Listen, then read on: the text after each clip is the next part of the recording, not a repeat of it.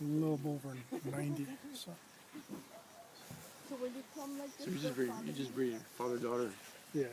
for what? And granddaughter too? Yeah, because everything is all related. Yeah. So like for 8 years we used the nutrient on the paternal side of the pedigree. Yeah. Everything was all the same. Same sire. Same side, all the way through. And then we were going to try to use some Tehama on the bottom, but when we talked to Bobby said he told me stay away from it. Yeah. Interesting. So how much do these guys gain a day? Depends. The top end gains 3.5. The lower end is about 2.1. That's calf. Calves, yeah. On the count, yeah. And we're the younger guys. So and you end carcasses about what at the end of the day? We try and finish off our carcasses under 2 years of age. We've been fairly lucky. Between 18 to 22 months, we get them at 1,200 pounds and off to the slaughterhouse. And then you do intensive grazing? Yeah, intensive grazing. We're moving these guys on a daily basis. And we have three different schemes. Yeah, we use our steers move first, and then we follow them with the heifers, and then follow with the collar. we're trying to set this up to give a demonstration and to show you the animals and in the pens that we have them. This pen was resting for like 3 days, and then they went into that. So this is our cow-calf group.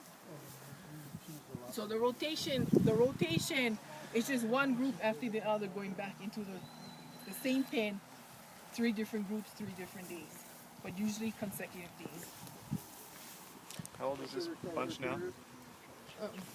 Hang on, what? Sorry, how old is this bunch now? The grass finish? They are 17 months. 17, 18 months. They will go to slaughter in December. They should be 18 to 20 months old. What, do you have a ratio, or I mean, you know, say your stocking rate is close to 1 which is probably 1 unit yeah. or 1,000 pounds to the acre stocking rate. Yeah. You have a ratio that to get performance on your grass finish. It's like, you know, you have, say you have 100 head, and you put 20% in front versus 80% behind, or is there a ratio you guys strive for? Not really, because some years we'll have more grass finish animals, and some years we'll keep just a bare minimum. It depends on the weather and how much feed we have residual. Yeah. We try to keep at least 80 cows. Some years we go under, but if we're gonna keep more grass finish animals, like right now we're keeping 24, 26 actually, then we're not gonna increase our cow herd. We're gonna try and keep it at a level of about 80 cows, 80, 85 cows. That's only so we can be sure that we will have something for the grass finishes to go back into on the rotation, which is about 35, 40 days. So if you ran 20, 24 or 25 of these grass finished cattle, you'd want to run 80 cows as a cleanup. As a cleanup. Okay. So then now that's the grass finish, and then you have a heifer bunch. This is the heifer, the replacement heifer, So bred they, heifers. So they go first. These Just go guys second. follow, and then these guys will go in here. They won't go in here tomorrow, only because it's a weekend, and that whole group cannot stay in here for the weekend. They'll go back to where they originally, that section in the front by the highway. They'll go back there because they haven't finished grazing that section yet. So they'll graze. They'll have 2 or 3 pens. It depends how much feed they have.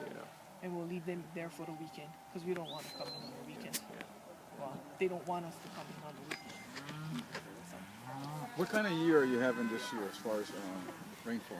Normal rainfall here is about 55 to 60 inches a year. We're at 30. We're fortunate because the amount of rain that we've had thus far, up to last month, the 31st, we've had 30 inches, but it was right at spring and into summer. So it really helped out. So it helped out. We've had times where we were supplement feeding, and we would supplement feed only the cows. What do you supplement with? Alfalfa cubes. Usually. the fertilization is forced the pastures to basically go toward a dominated by kikuyu grass with patches of pangola and virtually nothing else, right? So, I mean, that for the finish part is great because you have this consistent quality forage that we're always on, and you can see, I mean, the stocking rate for the steers in the pastures is really light. I mean, they're just shaving off the cream from the pasture basically, and maybe from a commercial standpoint, it's maybe not the most efficient thing if you were doing it on more of a commercial scale. But for the limited pasture area that we have here, this leader-follower system is very efficient for us. Well, We're able to produce, you know. But you know, the economics are going to drive you to finish these cattle in a year. Yeah. You can't go much longer, and so how do you do that? And you've got to do a leader-follower, right? It's pretty hard to you know, try to have just one group that's finishing and keep a high individual performance and yet do proper pasture grazing. Because if you take it down too far, you're going to start dropping down a pound and a half, a pound a quarter a day. Not bad gains, they're great gains, but they're not finishing gains. Right. So, Yeah, and we don't want them, you know, we don't want the steers grazing down into the hard part of the kikuyu grass. So, yeah, so right now it's a good system, and we're, you know, obviously 17 to 18 months, and we're ready to slaughter. So how many cows per acre here? Well, let's see. You've got 150 acres under cultivation? 1 1/4, 1 1/2. About 1 1/4. 1 1/4. Okay, wow. There was a time we were up to 2. Wow. But that was when it was raining.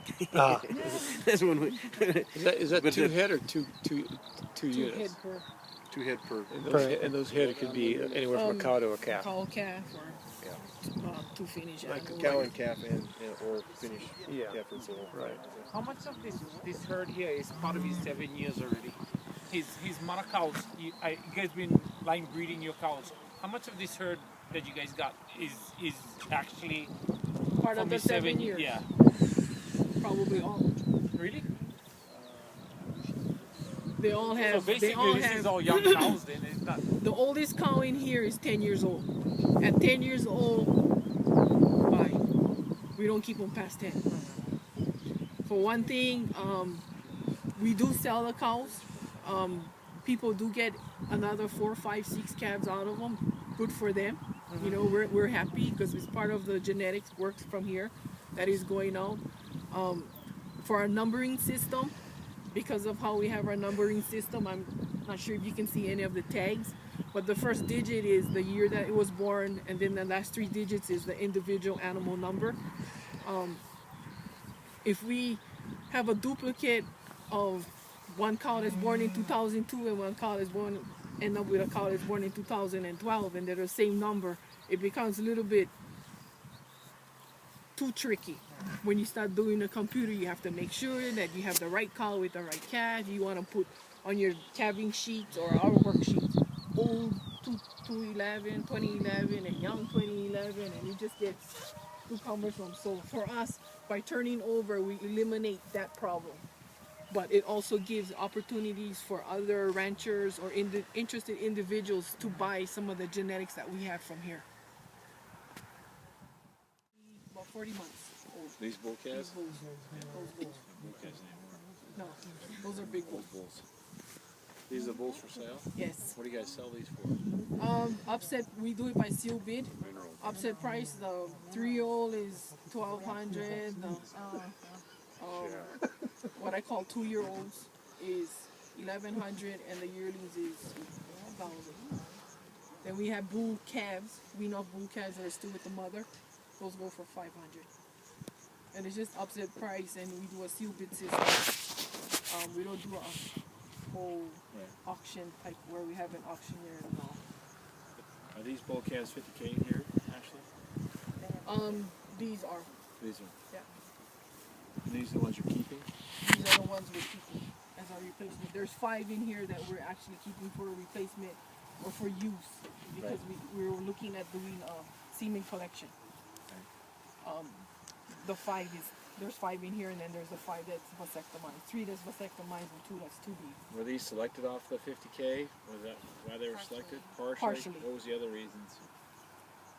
temperament, and we utilize the CHAPS program to do a ranking, and so the bull calves are selected mainly off of the CHAPS program with the infusion of the genetics. And parentage too. What's your dung beetle population like here? You know, before I used to have a lot. They used to fly around like bees. But now with the egrets, I hardly see. There is some, but not much. You think it's the egrets that's... Well, they're digging up everything. Yeah.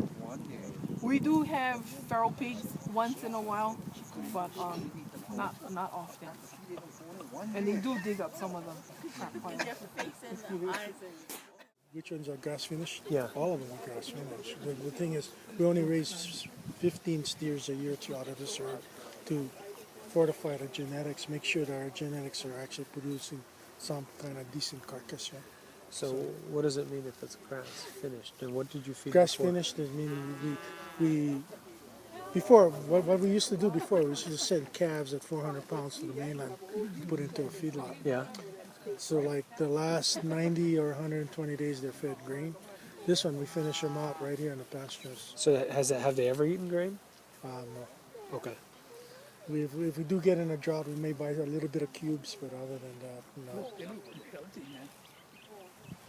There's some of the finished. They're going to go to slaughter next month. The 3 on that side. 10 years old. Yeah, they're going to go to slaughter. 10 years old, they're gone.